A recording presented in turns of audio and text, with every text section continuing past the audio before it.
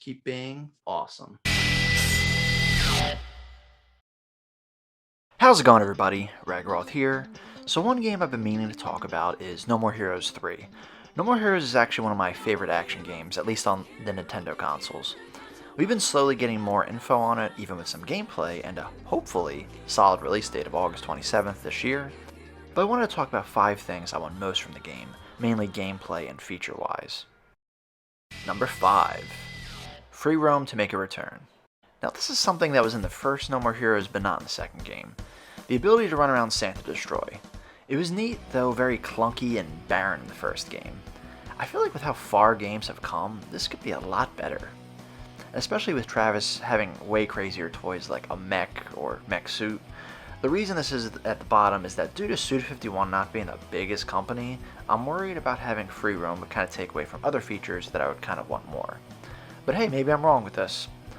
However, this may not even be a factor at all because honestly from the last trailer we saw, I feel like they would have shown free roam now at this point, but I guess we'll see.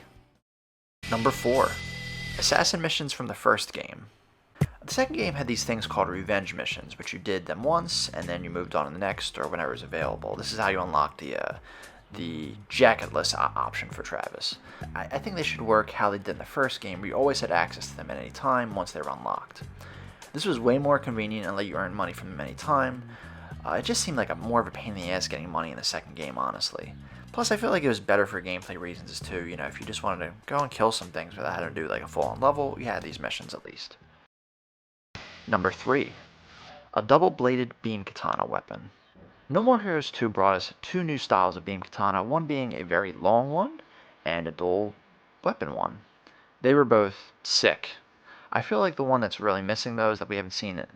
I feel like the one that's missing that we have actually seen in the series is a Darth Maul style double-bladed beam katana for Travis to use. The one I'm referring to is the one used by Kimmy Howell, the optional assassin fight in No More Heroes 2. Hell, it's even red just like Maul's. And we have received confirmation through concept art that Kimmy is returning. Now this is tricky. If Kimmy is playable, Travis getting a weapon like hers would kind of take away her uniqueness.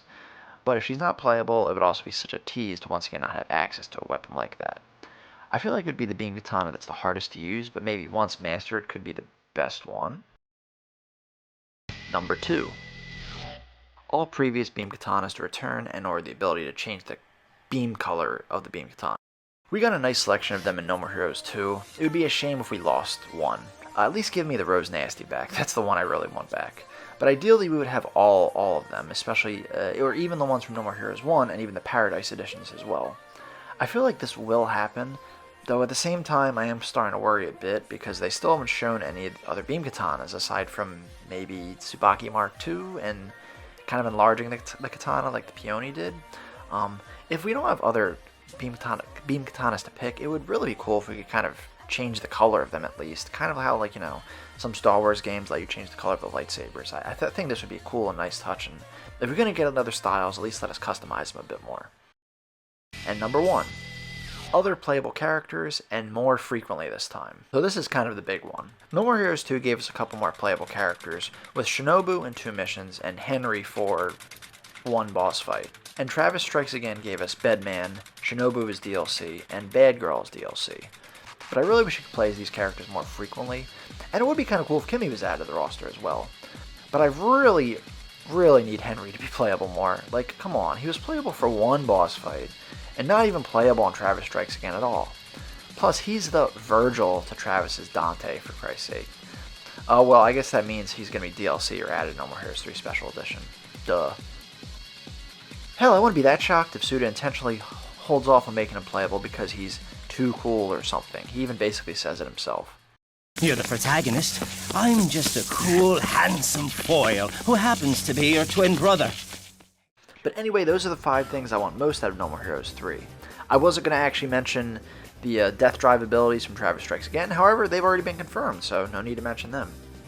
But I think with these 5 things, it could easily be the best entry in the series, at the very least gameplay-wise. Let me know what you'd like to see from No More Heroes 3. I'd love to hear your thoughts. Thank you so much for checking out this video, and feel free to check out my Discord in the description below. And as I always say, another time, another place, keep being awesome.